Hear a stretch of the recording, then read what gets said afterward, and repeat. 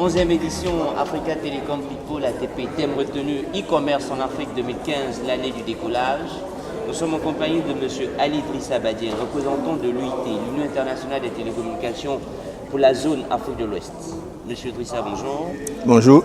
Alors 2015 marque les 150 ans de l'UIT, de l'Union internationale des télécommunications. Comment la zone Afrique de l'Ouest a-t-elle célébré cet événement? Nous avons célébré les 150 ans avec les acteurs du secteur, que sont les ministères en charge des télécommunications, des TIC, les régulateurs, donc les autorités de régulation des télécommunications, et les opérateurs et de façon générale les membres du secteur, qui peuvent être les écoles en charge, les écoles de télécommunications, etc. Alors comment entendez-vous mener vos missions de représentants des bonnes pratiques de régulation en Afrique de l'Ouest? C'est de travailler main dans la main avec les acteurs du secteur, que sont les ministères et les régulateurs pour ce qui concerne le volet régulation des télécommunications. De façon générale, lorsqu'il y a une question brûlante relative à la régulation de tel ou tel aspect des télécommunications, nous en discutons avec les membres du secteur et ensemble nous nous asseyons autour d'une table pour essayer de trouver des solutions à apporter à ces questions de régulation. Comment l'UIT contribue-t-elle au développement du e-commerce en Afrique de l'Ouest? Disons que le e-commerce recouvre bon nombre d'aspects. Le premier aspect, c'est le volet infrastructure. L'UIT travaille avec les opérateurs, les pays et les opérateurs au développement des infrastructures. Nous avons eu, depuis Connect Africa en 2007 à Kigali, un vaste programme d'assistance et de motivation des pays dans le développement de politiques broadband. Cette assistance a permis au pays en tout cas de développer des backbones nationaux.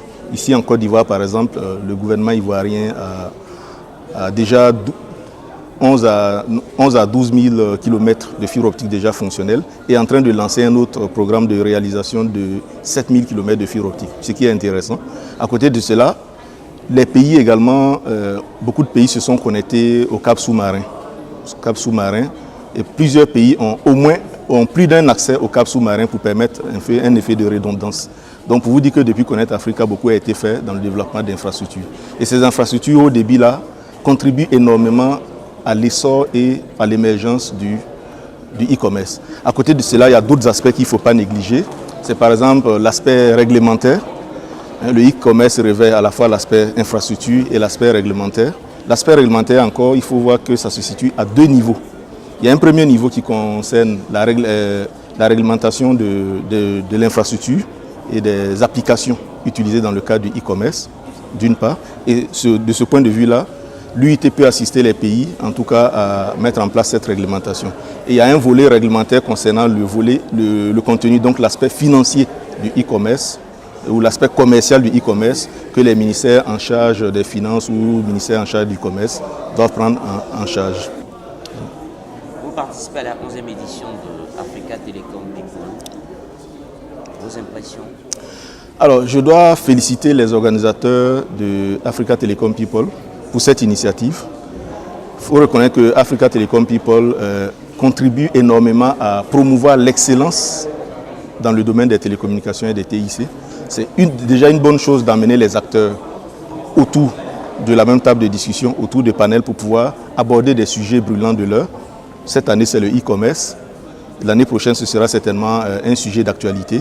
Donc c'est une bonne chose de pouvoir en tout cas créer cette plateforme-là de discussion, d'échange et aussi de récompenser les acteurs qui font bouger le secteur des télécommunications et des TIC.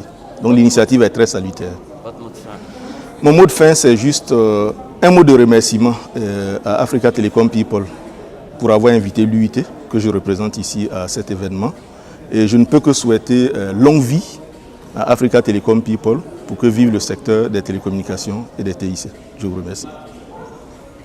Africa Telecom People, 11e édition, l'UIT, l'Union internationale des télécommunications, était présente à cet événement avec son représentant zone Afrique de l'Ouest en la personne de M.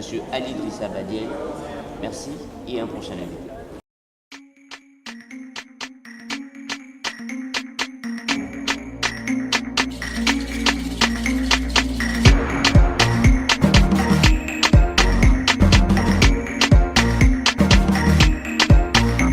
Bye.